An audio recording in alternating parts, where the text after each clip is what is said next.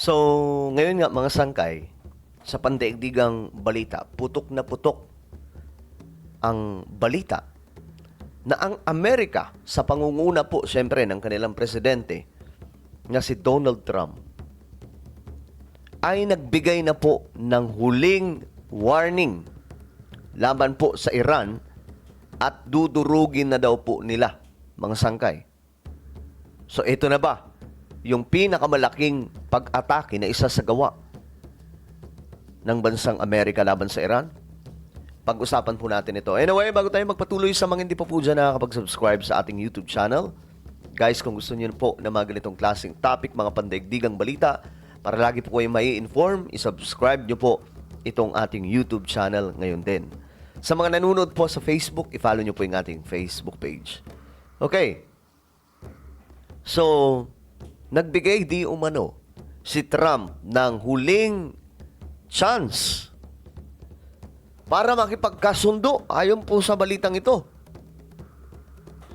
Huling chance. So, ano ba?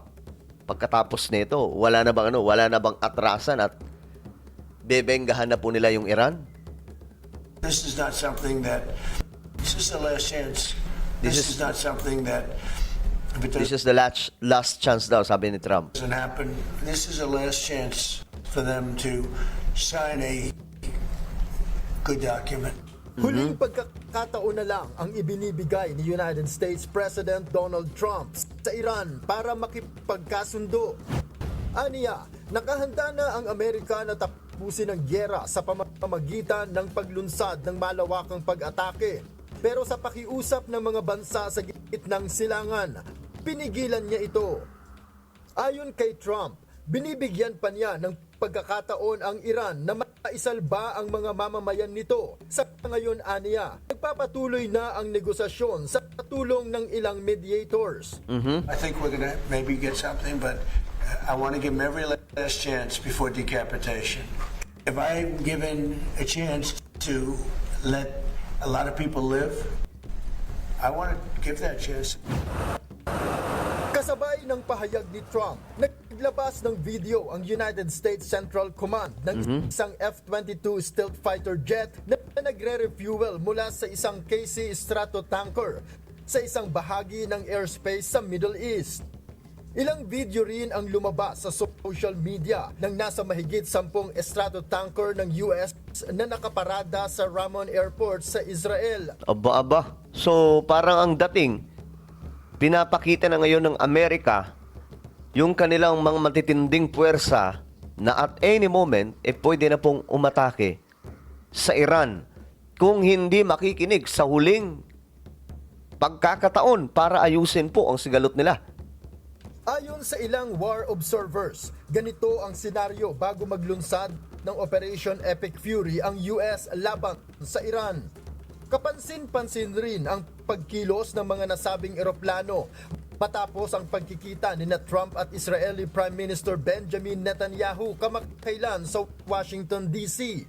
Ibig sabihin nito, determinado ang Amerika na isagawa ang pinal at matindi nitong opensiba. Nako! Yun lang. Alam nyo, kapag ka nangyari yan,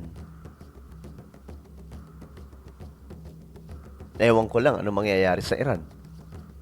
Pero syempre, ang tanong dyan, papayag ba yung mga kaibigang bansa ng Iran like North Korea, especially yung Russia? Papayag ba sila na gawin po yun ng Amerika? O tutulong din po ang Russia para kalabanin yung Amerika, mga sangkay? Pero, ewan ko lang kasi itong si Putin at saka si Donald Trump magkaibigan. Kaya medyo tagilid din po talaga yung Iran. Kita mo ngayon mga sangkay, medyo hindi po nangingialam ang Iran. May mga pagkakataon lang na nagsasalita ang Iran pero ang Russia, pero hindi po nila pinapakialaman yung Iran. 'Di ba? Hindi po sila nangingialam o hindi po sila yung direktang tumutulong sa Iran. Subalit ayon kay Iranian Strategic Affairs Professor Syed Mohammad Marandi, kung ano ang sinabi ng Iran, ito ito ay kanilang paninindigan. At ang posisyon ng Iran sa ngayon, wala silang pakikipag-usap sa Amerika o walang nagaganap na negosasyon. When the Iranians say that they're not going to negotiate, they don't negotiate. As we all know, the Iranians have been very clear that if the United States ultimately does carry out an attack, we know what the Iranian response will be. It will be devastation, it will be retaliation, and it will be decisive. But in any case, at the moment, Iran has no interest at all in negotiating with the United States. Ayon kay Marandi, posible lamang na bumalik sa negotiating table ang Iran kung aatras ang US at tatanggapin nito ang lahat ng kondisyon ng Iran. Kinumpirma rin nito na hindi na epektibo sa ngayon para sa Iran ang naunang Memorandum of Understanding o MOU. So, sa madaling sabi, parang wala na pong choice dyan, no? Parang, yun na talaga, mukhang pupunta na po ito sa malaking digmaan.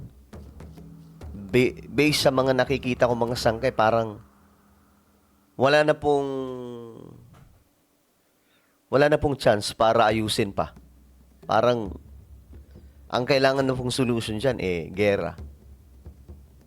Kasi ayaw po ng Ayaw po ng Iran eh. Ayaw din po ng US magpakumbaba, mga sangkay. 'Di ba? Kasi sabi pa nga po nila, sila ang mas superior.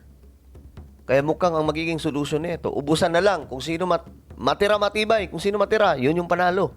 The only time when this could change would be when the United States backs off, when the United States accepts all of the demands that the Iranians have made. Talo dyan yung US kapag ganun. 'Di ba? Ang magde-decide ay Iran kung ano po yung kanilang mga deal. And only when the United States shows that it is serious about implementing a deal that would be more than just the MOU. The MOU is not enough for Iran anymore. Sa kanyang pahayag, nanindigan naman si Iran President Masoud Pezeshkian na hindi siya magbibitiw sa gitna ng mga pambabatikos at binigyang diin ito na walang pagkakabahabahagi sa mga opisyal o sa buong gobyerno ng Iran.